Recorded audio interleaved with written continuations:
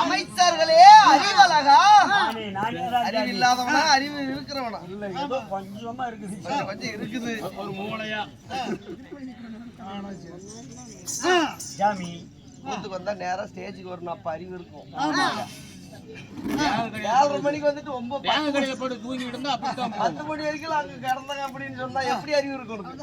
என்ன ஜாமி பண்றது இங்க வந்து படிக்கிறதுக்கு வெளிச்சமாக்கிறதுக்கு தூக்கம் வர மாட்டேங்குதா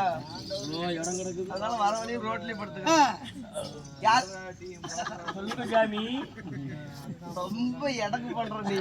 இருக்கு ஜாமி பண்றது இப்பதான் ஜீரணமாக மாட்டேன் சாப்பாட்டுக்கு வல்லியே நீ ஹோட்டல் சாப்பிட்டது அந்த அளவுக்கு அமைச்சர்களே நாட்டுக்கு நாடு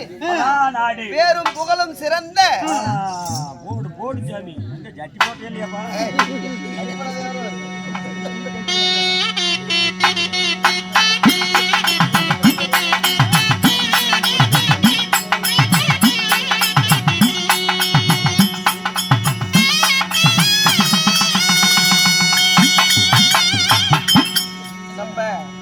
அருமை தந்தை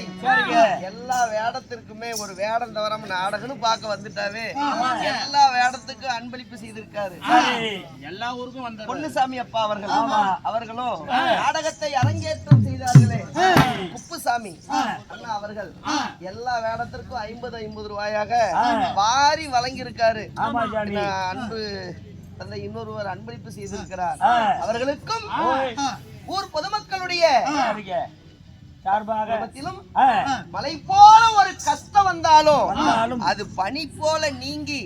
குழந்தைகள் படிக்கின்ற கல்வி செய்கின்ற தொழில் நாளுக்கு நாள் சிறப்பாக வளர்ச்சி பெற வேண்டும் என்று சொல்லி ஆண்டவனை வணங்குகின்றோம். ராமோ ஜெயம்.